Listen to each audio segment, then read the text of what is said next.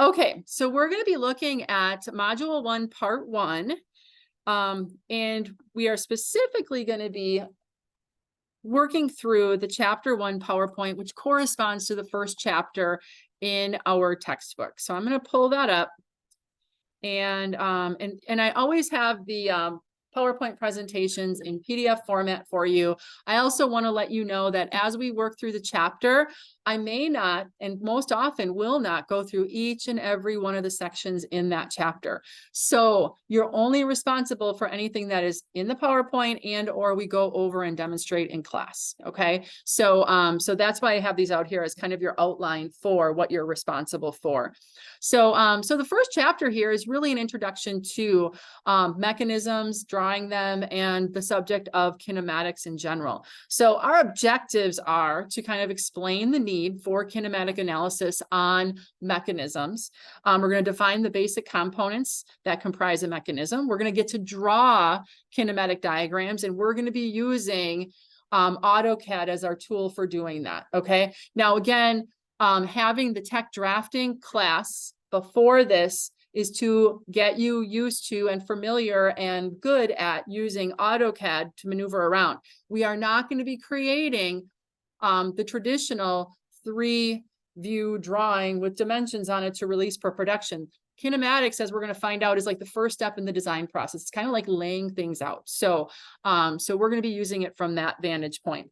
We're going to compute also the number of degrees of freedom, or what we call the mobility of a mechanism. And then we're going to be able to identify different types of 4-bar mechanism. And most specifically, one of the most popular one is a slider crank mechanism. And we'll see that come up quite often. So as we look here, I'm going to actually open up my book to Chapter 1 underneath, and we'll kind of reference back and forth here. Okay. All right.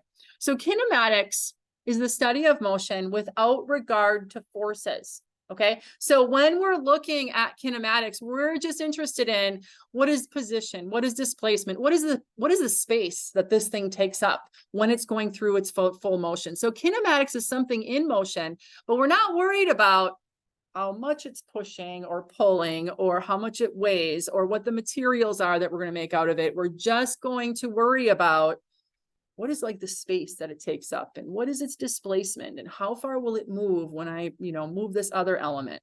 That's what we're interested in. Additionally, we're going to be interested in things like velocity and acceleration of different components. Okay. And that'll come a little bit later. We'll get to do that. So kinematic analysis is that first step in the design process. It's like that layout work that we would do. Okay, if we're looking at something. Again, it's going to define the motion that's needed to get a job done. So as we look at machines and mechanisms, a machine is going to be a device that is used to alter, transmit, and direct forces to accomplish a specific objective. So a chainsaw is a familiar type of a machine that directs the forces to the chain from the actual engine itself to cut wood. All right. Now, a mechanism is a part or a portion of that machine that has the function of transferring the motion and forces from the power source to the output. Okay, so the mechanism that's happening here for a chainsaw is going to be whatever goes on inside from the actual motor itself or the engine to getting that chain to move around on the bar. Okay. Now, kinematic analysis is going to involve a couple things. We're gonna look at position. A lot of times it's going to be an initial position, maybe in what we maybe refer to as a home position. And then we're going to move what we call the driver in that mechanism, the one thing that we have to do, and we're going to see how the other parts of that mechanism are going to move in relationship to it. So we're interested in displacement. We're interested in rotation. How far around, or what is the angle that something's going to rotate? How fast it's going to rotate? What is its speed? What is its velocity? What's its acceleration? So over on the right-hand side here, we see a mechanism where we have what we call the crank, which is going to be the shortest member here. And this is going to rotate in a counterclockwise direction.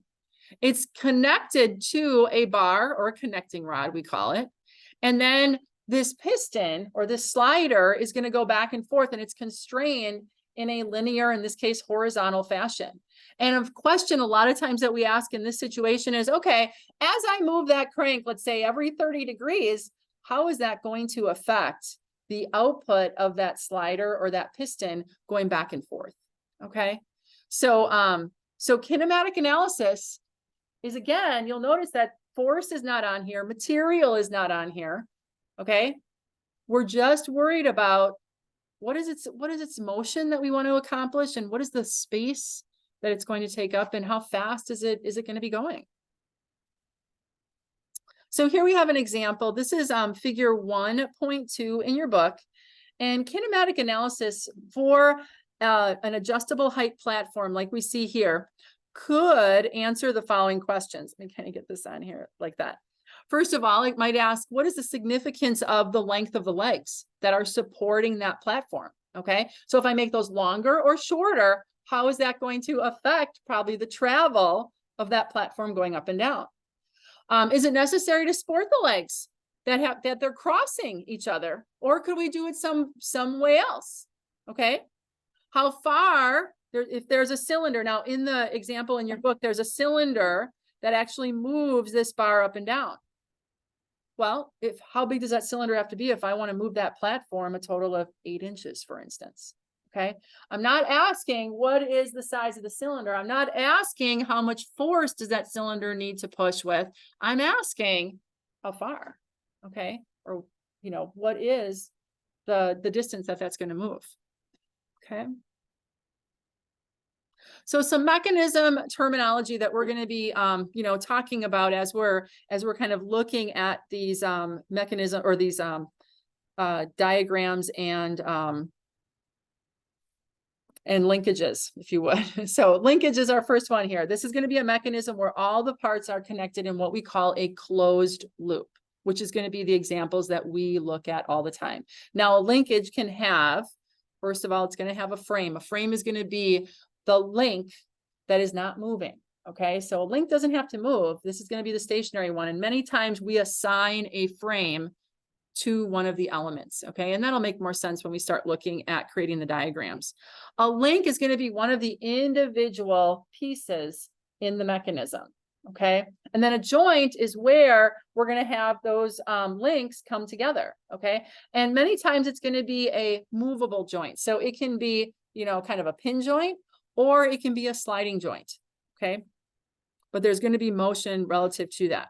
Now, a simple link is going to be one that we already kind of saw, a crank, a rocker, a slider. Those are all simple links. Complex links are going to be things that are going to contain more than one joint, okay? And we'll see some examples of that. So if we look at figure 1.5, on page 3, we'll be able to kind of get an example of each one of these. Okay, so I'll zoom in here underneath.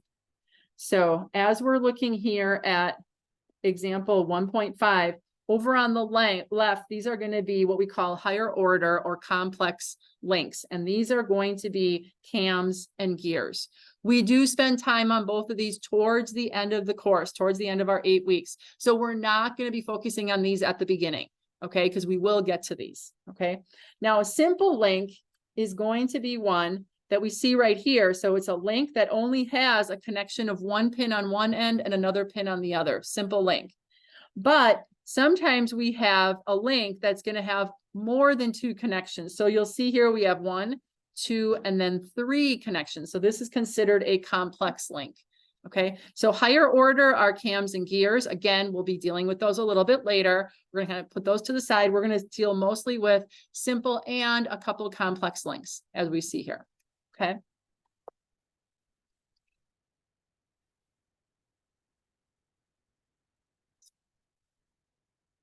Now, at times too, we can have a point of interest, and a point of interest could be something, it sounds kind of silly, that we're interested in knowing what's happening to it as this mechanism goes through its cycle.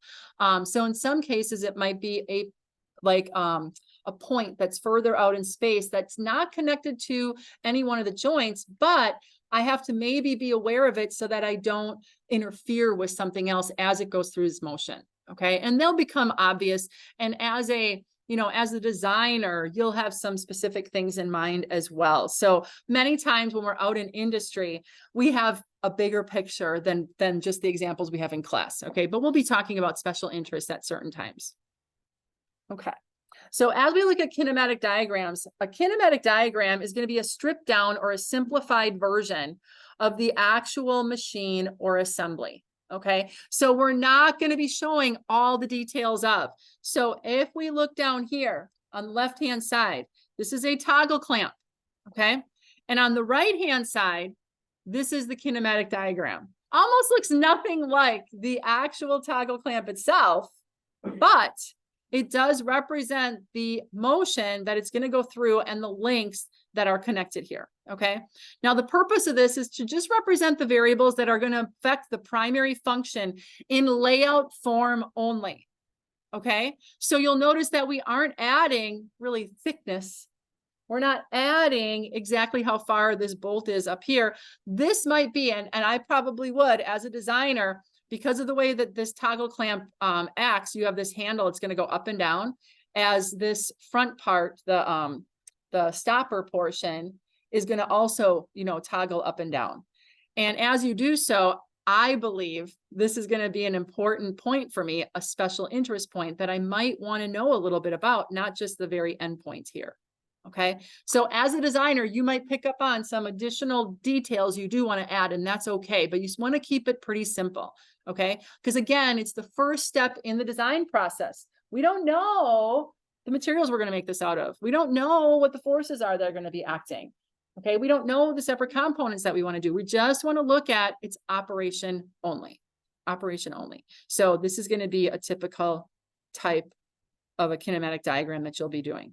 So example 1.1, we are going to be looking, before we get too far, I do want to look at page 5 underneath our camera, and we're going to reference back to this. Did I miss that? Oh, table 1.1. It was here on the previous slide. Yeah, I want to look at table 1.1 on page 5, and we're going to look at the standard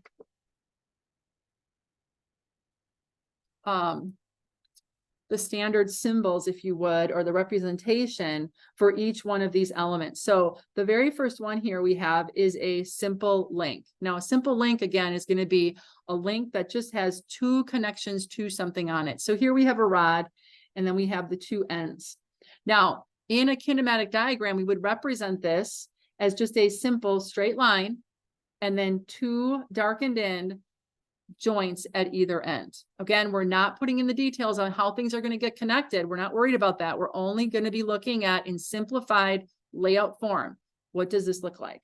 The next one that we have here is we have a simple link, but there's a point of interest, or if you would, a thickness here that we need to be interested in. And again, we probably would be interested in this point because as it goes around in its motion, it might interfere with something.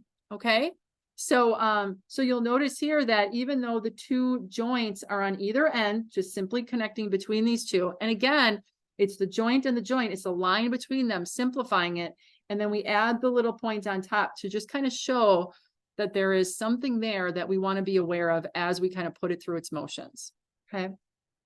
The next one is a complex link. Here we have 3 different connections to it. All right. And in this case, on each corner of our triangle, if you would, shape.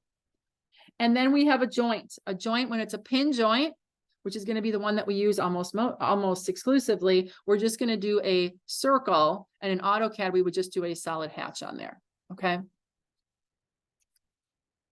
As we turn the page, we can also have a sliding joint. One type of a sliding joint is, in this case, a linear bearing, and it's constrained to only being a linear motion. So we show that simply by having a rectangle, and it's going to be riding on a horizontal surface. Okay. This is also the way that we would specify, for instance, a piston. Okay. That would be constrained to a linear motion. And then the last two that we see here are those higher orders, and they're the cam joint and the gear joint. And again, We will be looking at those a little bit later, but this is how we would represent those as well. Okay, so now kind of using this chart as a guide, we're going to be looking at example problem 1.1. Okay, and this walks us through the process. So I'm just going to go back to my PowerPoint and make sure I'm not forgetting anything. So example 1.1, we want to draw the kinematic diagram for this shear press, okay? So kind of look at how you feel that this is going to operate. We have a handle on here.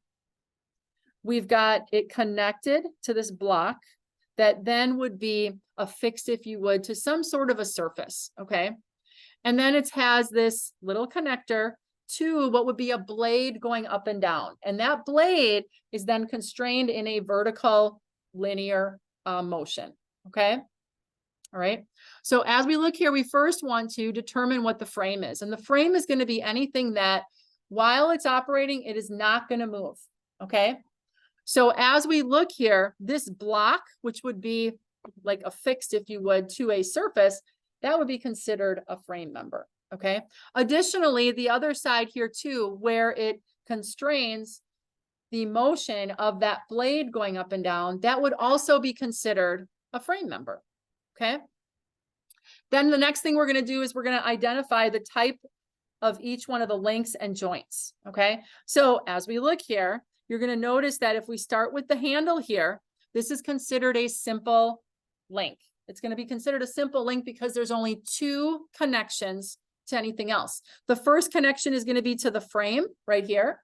The second connection is going to be to our kind of intermittent link, or what we're going to call the connector. Okay. And then the joints that are here for each one of these items, we're going to notice are going to be pin joints. Okay. Then the number of links, starting with the frame as number 1. If we have the frame as number 1, it is considered a link. It's just not moving. Okay. The frame is always going to be stationary. We would have the handle then as our second link, the connecting rod as our third, and then the slider or this blade is going to be our fourth link. Okay.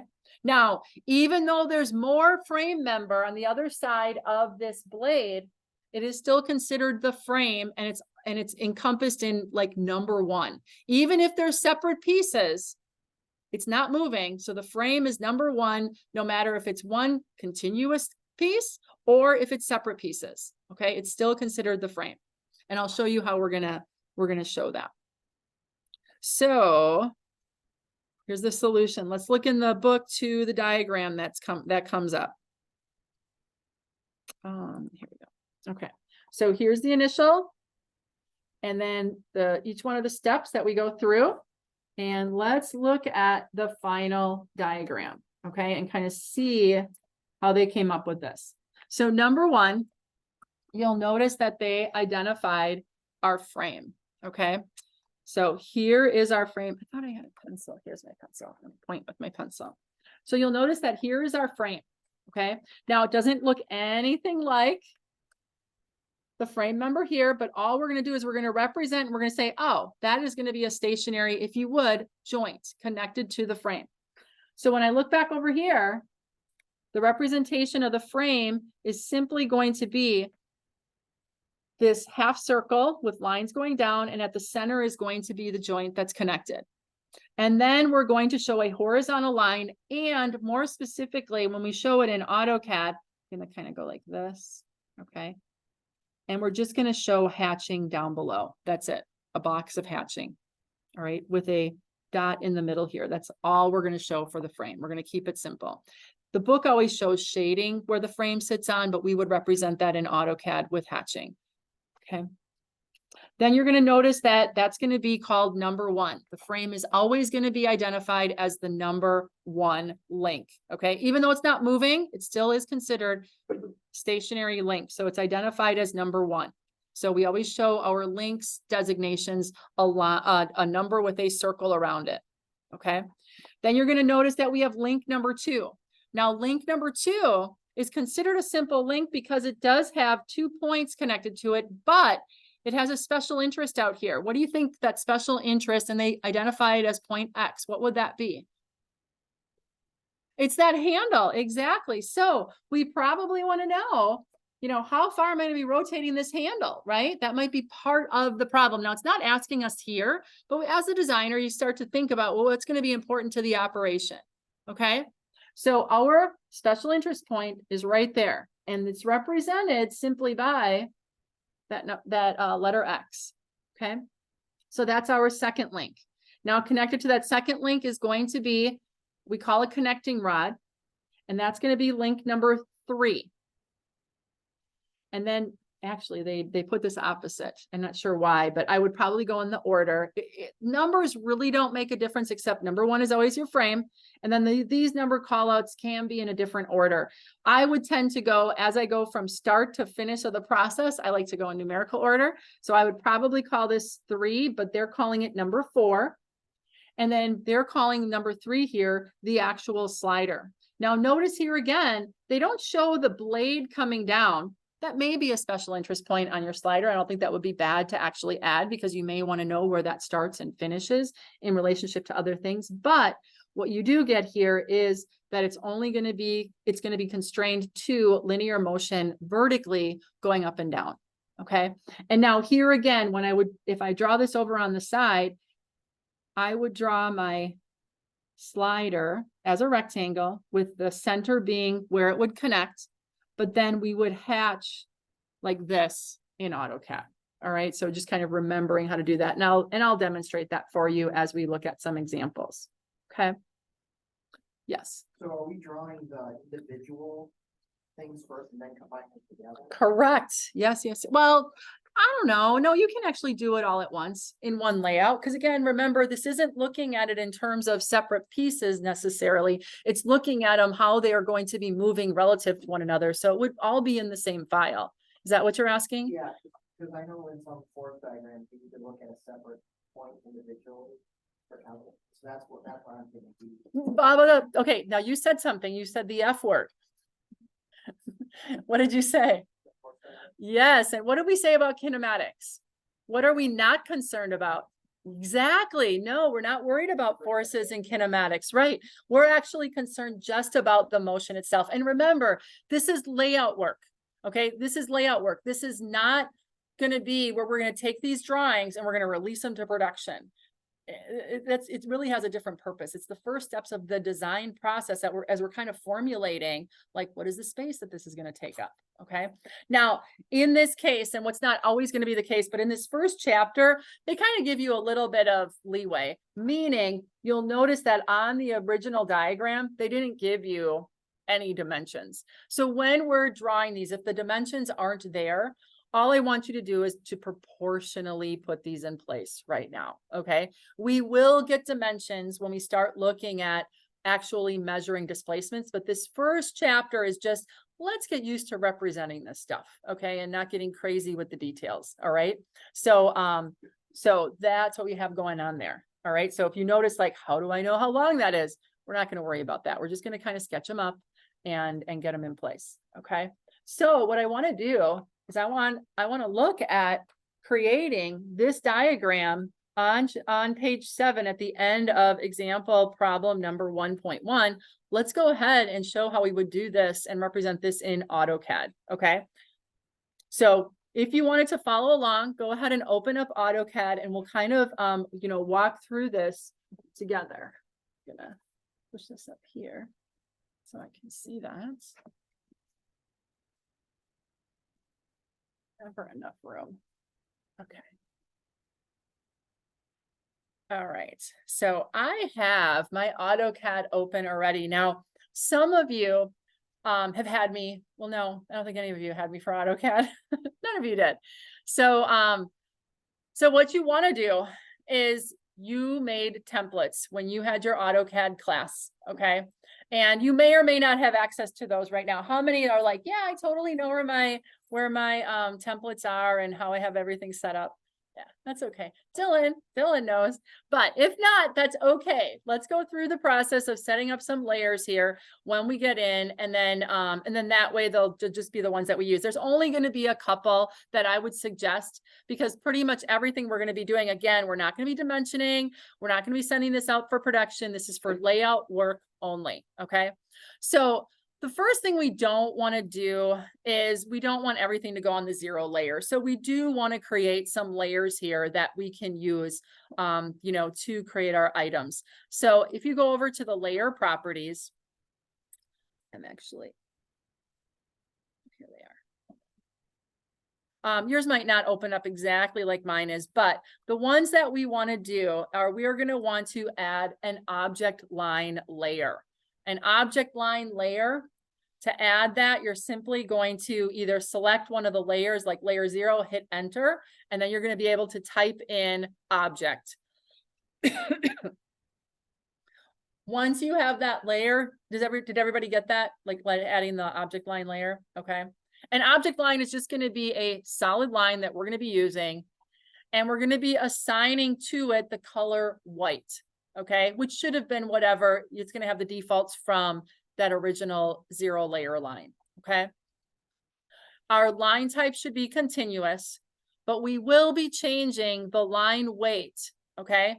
And that is going to be 0.5. So if you click on line weight, you're going to go down to 0.5 millimeters. Okay. All right. And then just make sure that, you know, everything is turned on here, that nothing is toggled off with seeing it or plotting or anything like that.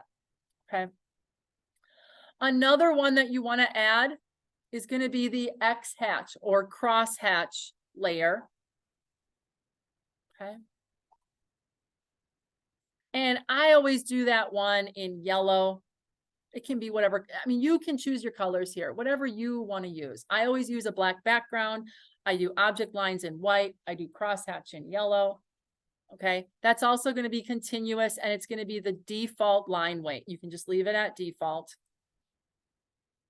If you copied it, if you did the enter from the object line layer, then you'll have to change that back to default, and then make sure that it's completely on. Okay. Those are the only two that I do. All right. Especially for kinematic diagrams, we keep it real simple, keep it really simple. Okay. So once you have that done, you can just X out of that. So does everybody have an object line layer and a crosshatch layer available? Okay. Only two that you need. All right. I have other ones here because I have my template set up for drawings and having center lines and all that kind of stuff. When we get to displacements, we are going to want to add another line type, but we'll do that when we get there. Okay. So for right now, this is all we need. Now, how we want to represent this then, as I'm going to kind of go back and forth underneath. Okay. I always start at my frame. Okay. Always start at my frame. And I always sketch out. So we can imagine we sketched this, if you would, to start off with, and then I put it into my form. Okay. So I'm going to start with my frame, and I'm going to create that kind of rounded top with the hatching underneath. So I'm going to go back to AutoCAD. And to do that, I'm going to use my circle command. Okay. Now, you don't have to be super perfect about starting, you know, at the 0, 0 of your drawing. Okay. We don't, because we're going to be taking screen snips of each one of our diagrams here. You're not going to be sending me the files. And again, we're not going to be, you know, utilizing them for anything but this layout purposes only. So I've got my circle. I need to specify a center point. So I'm going to click my center, and then I'm just going to draw. Now, again, I'm just kind of estimating here because we don't have any dimensions. If you had dimensions in mind, then you would probably be drawing it to some dimensions. So I just made a circle here, and then I am going to make a line going straight down from the quadrant down about, let's see. And I need, oh, I have to put my ortho on. Hold on. Not a bad idea to put your ortho on. I'm going to go down to about there. Okay. And enter. Again, these are very straightforward. They're not complex things. And then I'm going to mirror, or you could draw, actually drawing the line probably will be easier. So I can just draw my line, go to the other quadrant. And then as long as you have your snapping lines on, it'll snap to being in line with that other side. See, activate that corner. There it is. Okay. And then I'm simply going to close it up at the bottom. Okay. Something like that. And then I'm going to trim away the inside. So I'm going to do my trim function. I have my scissors on top, and I'm going to trim away that little center part right there. Okay. And then enter. Okay. Everybody have this? Feel comfortable making something like that? Pretty simple. Okay. Now what I'm going to do is I'm going to create my little, pin joint on the inside. So I'm going to, again, draw another little circle. I'm going to go to the center here. It's going to grab that center as long as you have object snaps on. Do you guys have object snaps on? Hold on. Let me get my object snaps on. So down here at the bottom along your, I don't know what they call that, some sort of a heads up dialogue, something like that. At the bottom here is where your running object snaps are on. If we arrow down, you can set your running object snaps, meaning that these are always active when the object snaps is depressed. Okay. So I want to have the center depressed, and it is, so that when I get close to that center, it activates when I want to create a little circle. Okay. Did I lose everybody? Is everybody kind of following along-ish? Okay.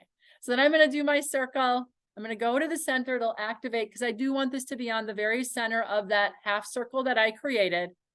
And I'm simply going to create a small circle on the inside here. That's it. Okay. And then what I'm going to do is I'm going to change my layer to the crosshatch layer. And I'm going to fill that in with a solid crosshatch. So then I'm going to go to the crosshatch command up here in the draw command. It's down here. I'm going to click that. And then I'm going to click on the solid crosshatch. And I'm going to go to the center of that circle. And I'm going to click when it's correct. And then I'm just going to hit OK. Right. Now to anchor this and kind of finish up our frame symbol here, we have to add that crosshatching on the bottom. Okay. So to do that, all we're going to do is we're going to have to create a box or a rectangle at the bottom here. So I'm going to create a rectangle. Okay. And I'm going to start, I don't know, right about here-ish. And then I'm going to go up and over and I'm going to put it in line. So I want to activate one of those endpoints so that it stays in line. And I'm going to go something like right around there. Okay. And it's just a rectangle. I'm going to get rid of it in a little bit. And then what I'm going to do is I'm going to go back. I'm still on my hatch layer. I'm going to go to the hatching, but this time I'm going to go to the ANSI 131 because I want these to be at an angle at a distance apart, not solid this time. Okay. And then I'm going to go inside of here. And I think those are a little close.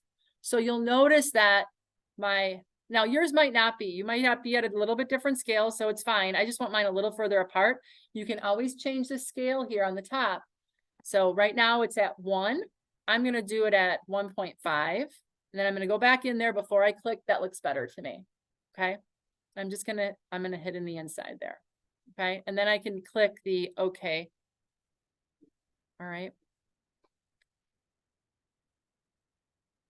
Then I'm going to go back. Actually, I'm back on my home menu. I'm going to grab that rectangle. I'm going to delete it.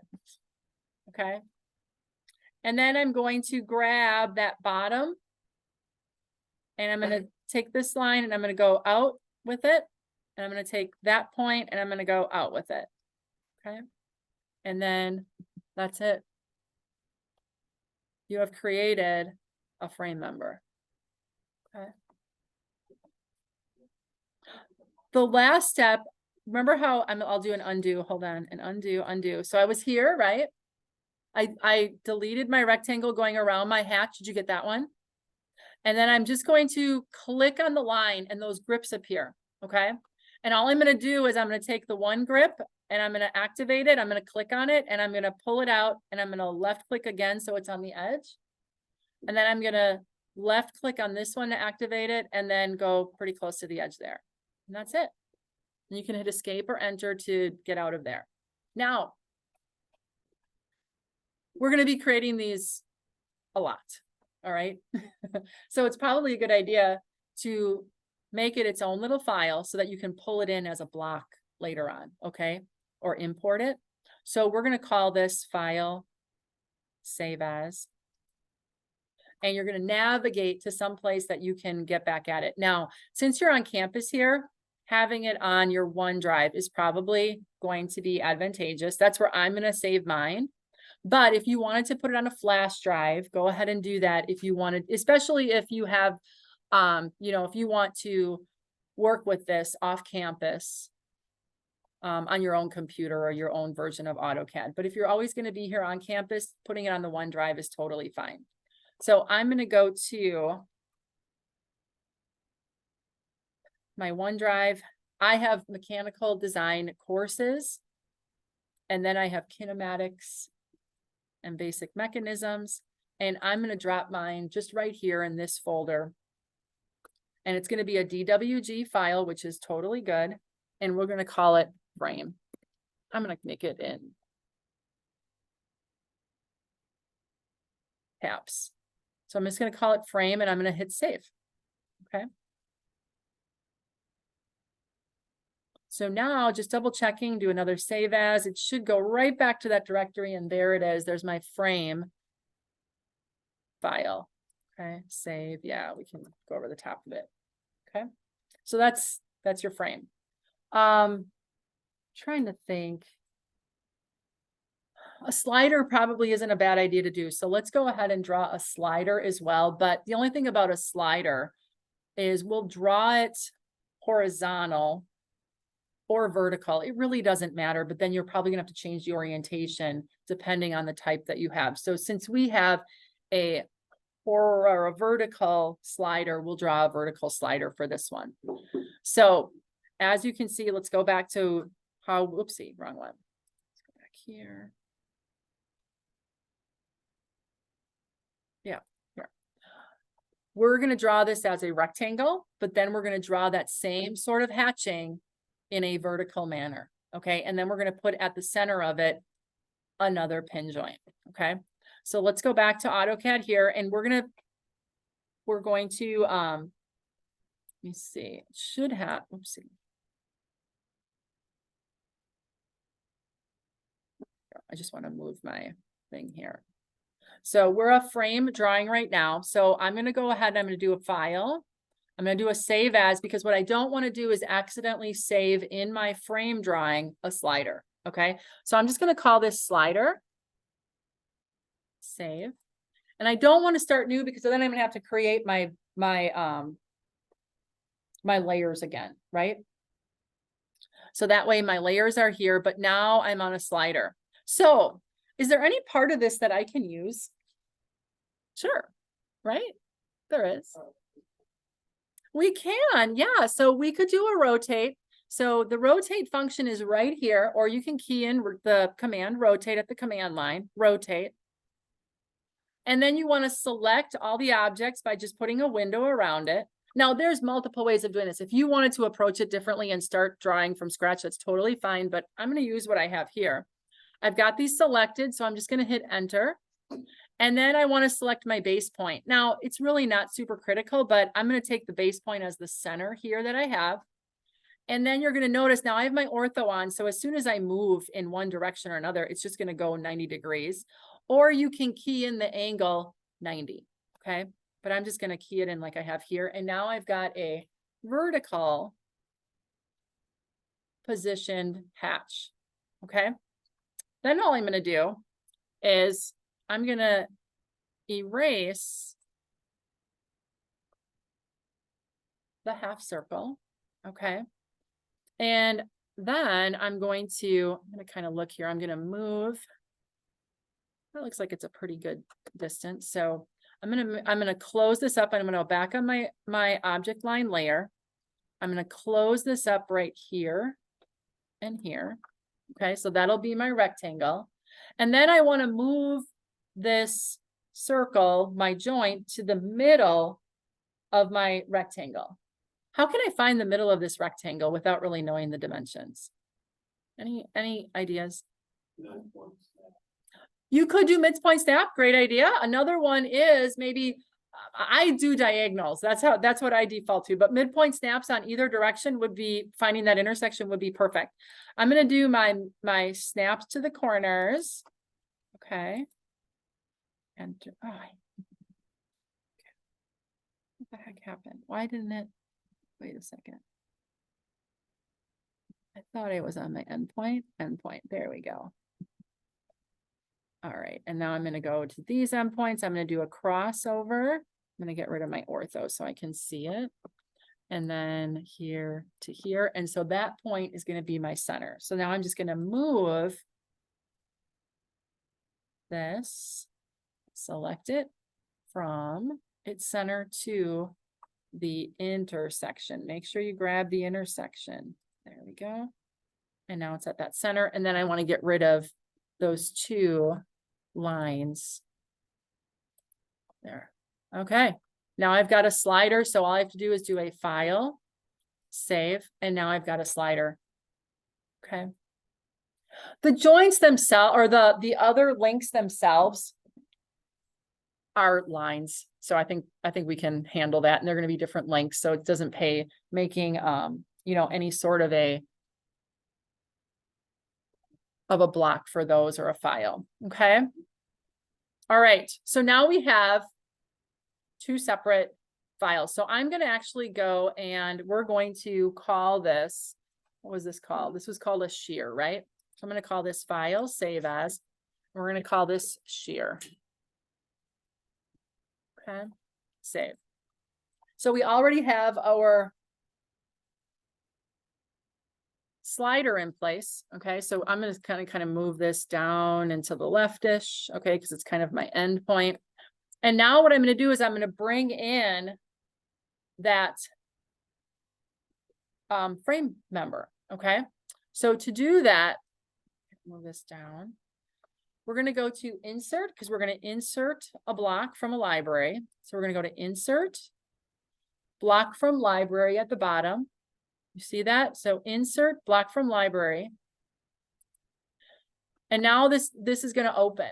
Okay. Now, if you have been using your AutoCAD or you know, it kind of recognizes some other ones that you've opened, no big deal. We're just going to go down. And we're going to go all the way to the bottom. If you have other ones, it might be shorter for you. Browse block libraries, browse block libraries. And all it's going to do is it's going to come up with kind of like your file management system. Okay. And now you want to browse to where you saved your frame. Okay. So I'm going to arrow down here. I know it was on my OneDrive, mechanical design courses, in my kinematics. And here is my frame. Okay, so you're going to navigate to where yours is, and you're just going to select it, and then you're going to click on open. Okay, open down here, and it's going to populate in the inside here, and it's going to be this little drawing. Okay, now as we look at the bottom here, I'm gonna move my zoom menu back up. At the bottom, you're going to notice that you want to have uniform scale checked, because what that means is it's going to be the same scale in both the X and the Y direction when we pull it in. Okay, so when it asks you for the scale, it's not going to ask separate for X and Y.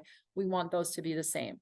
Okay, and right now it's set to 1:1. All right, which will be fine. So we're just going to click on this. Now, this is not a click and drag like a lot of other Windows applications. It's a click and a click. All right.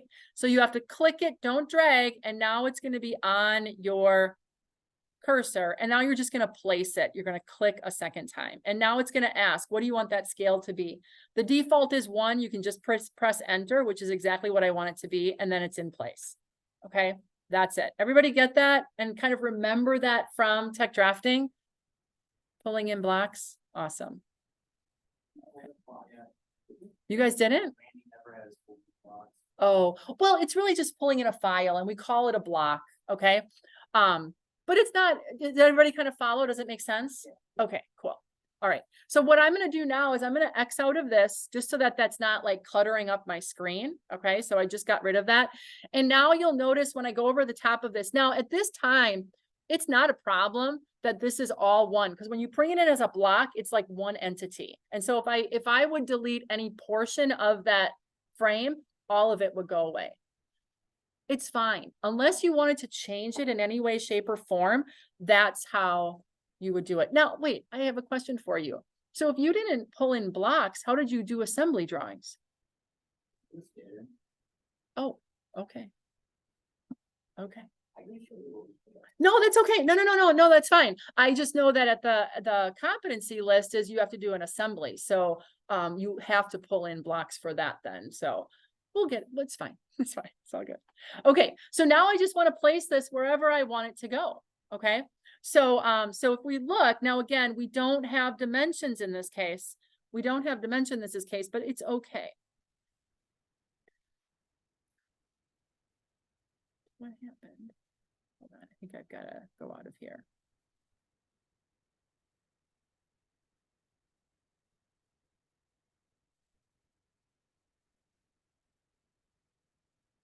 Just gotta get my camera back up. It was wonky. There we go. So now what I want to do is I want to, in proportion, place my slider in proportion to my frame now, kind of what it is here. If we had dimensions and as we go further along in the book, we will get dimensions. Right now, we want to proportionally put it in place. Okay. So we're going to go to AutoCAD here.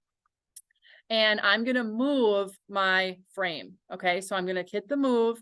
I'm going to select, and I can singly select any point on that frame because remember, it's a block. And so now all of it is selected and I'm going to hit enter. And then base position, I'm just going to select outside of it here. And I'm just going to kind of put it, I don't know, like here-ish. How does that look? Okay. Again, proportional. So it just kind of looks like what's there. All right. Makes sense to everybody? Yeah. All right. And then now what we're going to do is we're going to create the other links. So if we go back underneath, starting here, we're going to create link number 2 with the point of interest out here. So kind of this long triangle-y looking. Okay. So we're going to go back to AutoCAD, make sure we're on our object line layer. We're going to do a line and we want to grab the center. So notice that when I'm here, it's wanting to kind of grab sometimes the quadrant. So I'm going to go to my running object snaps. I'm going to turn quadrant off. I'm going to leave center. I think everything else, I might even get rid of tangent. I only want to use the ones that I really want. So center, endpoint, and intersection is what I'm going to really just kind of use right now. Okay. And notice that then it's cleaner. It's not grabbing other things when I get close to that center. So I want to be on that center and I'm going to go like this. I'm going to kind of create that point B, point C, or point X, I should say, and then back to the center. There we go. Okay. Now on this point right here where point B is, I need to put another joint. Okay. Now, right now on my frame, if I wanted to, I could copy that joint, but it's all together. So I would have to explode it. All right. Over here, these are available to me, but I want to show you how to explode a block so that then you can copy some entities here. And I'm going to copy the center where that joint is. So, so right underneath erase, there's this kind of block. And what it's doing is it's a command called explode. And we want to explode this block so we can then select the individual items. So once I hit explode, it says, okay, what do you want to explode? I go down to my frame, I click it.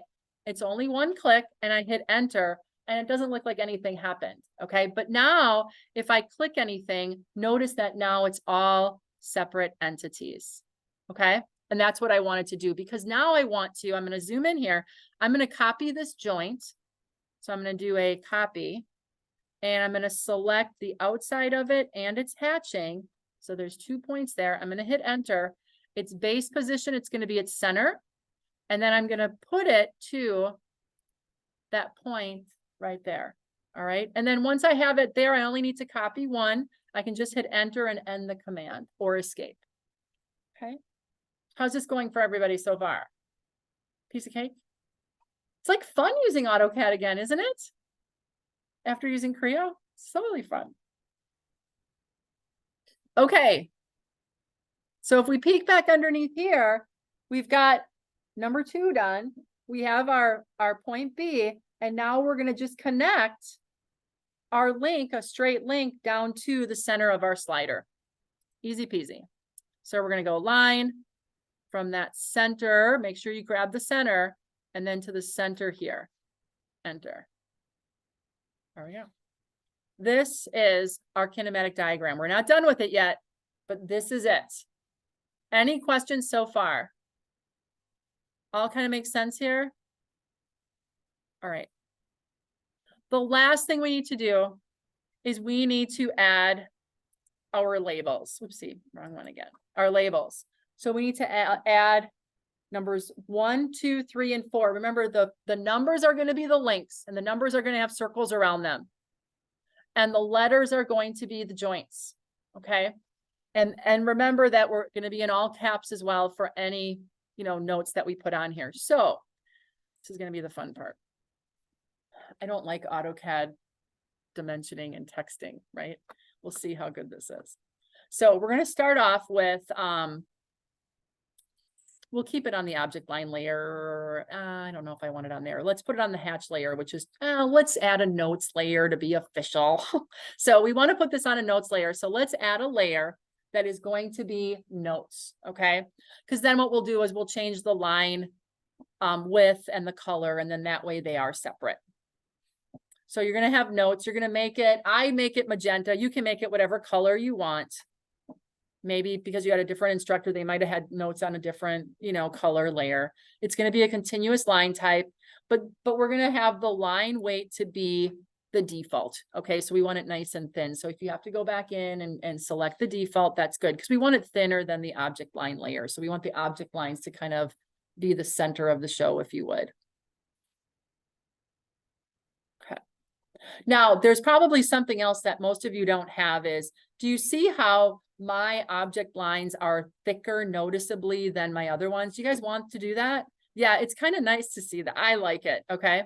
So to do that, you're going to notice at the very bottom right-hand corner of your AutoCAD screen, there's those 3 lines. That's called customization. You're going to click on that. And about in the middle here, there is the line weight. You want to click that, toggle it on.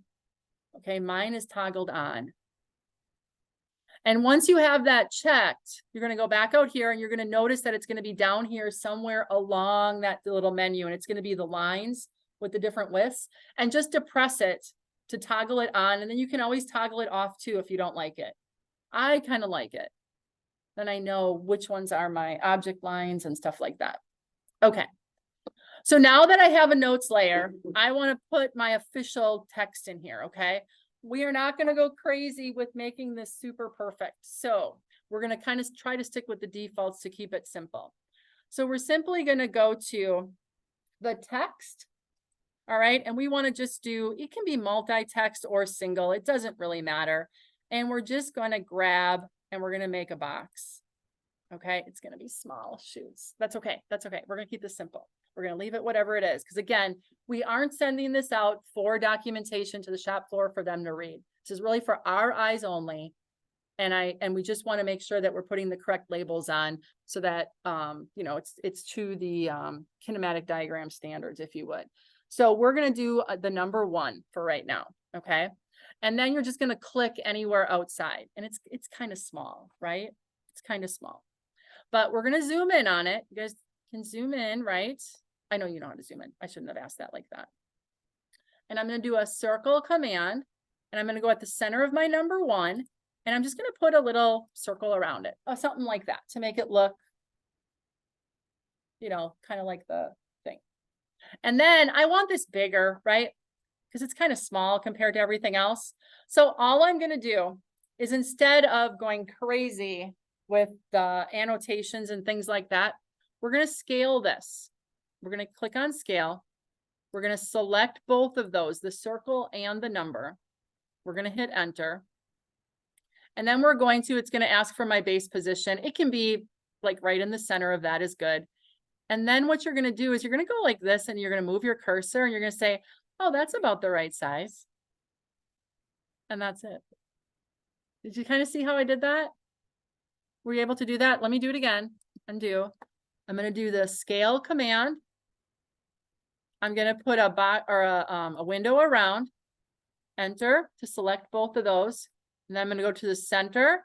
And then I'm just gonna move because I don't know if it should be ×2, ×3. I'm just gonna go like this and I'm gonna watch my number in my circle and see how big or small it gets in relationship to. And then I'm gonna click when I think it's about the right size. All right, simple, right? And now I'm gonna move it down to the position I need it to be in. So if I look at my diagram, I'm gonna go to the move function. I'm gonna select this space position and I'm gonna put it right down here, number 1. Okay.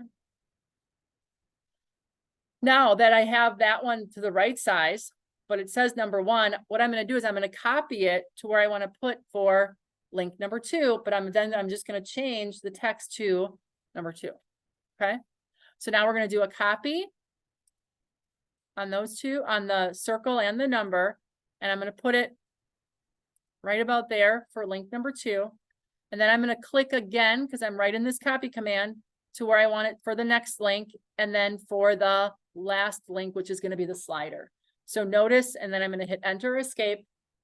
And now I've got 4 1s on the screen, but I don't want 4 1s. So I'm going to go up to the first one here. That is my link number 2. I'm going to double click the number 1. I'm going to hit delete and put the number 2. And then don't hit enter because remember, this is multi-line text. Just click outside on the screen. Then I'm going to go down to the next one. I guess they're calling this one number 4, which I would call number 3, but we'll use what they have. And then we're just going to change that text to, in this case, number 4. Click on the outside. And then we're going to double click on the last one, and they're calling the slider link number 3. And then click outside. There we go. So now we have each one of our links numbered. Questions? Is that pretty straightforward and easy? Yes. I use circle. Oh, just a circle command. Oh. That's it. I know. Yes, we're trying to keep it really simple. So yes, you could do a balloon and then you could explode the balloon and get rid of the extension line. But I don't know. To me, just a number in a circle and then scale it to be proportional is good. So that when we look at it on the screen, it's good. Yes.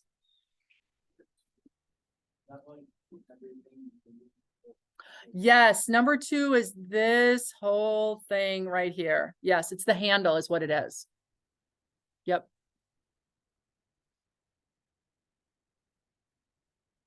We're not done. What else do we get to do? The letters on the joints, okay? Now, since we have kind of established our size of our text based on the numbers, guess what we get to do here? So I'm going to start with where my frame is, and I'm going to copy just the number 1, okay? And then I'm going to move that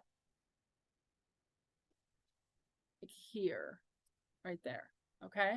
And I'm going to hit enter or escape.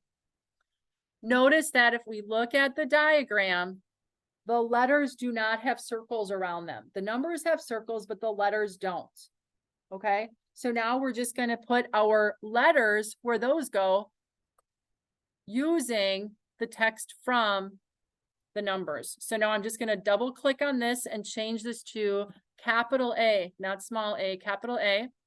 And now that's there. Okay. And then I'm going to go to B. So I'm going to copy A wherever I have a joint. Okay. So I'm going to copy it here. I'm going to copy it, this special interest point. That's going to be my X. And then I'm going to have a point C here. And then there's an additional joint, and it's a sliding joint. We're going to put it right there between, well, they put it down below, but it's between the slider and the vertical frame. And then now we're just going to go in. This was A. This one was B. Then we had C, double click on that, and then click outside, and then D. and then click outside. And then lastly, don't forget your special interest point, which is X. And then we can do a zoom extents. And there we go.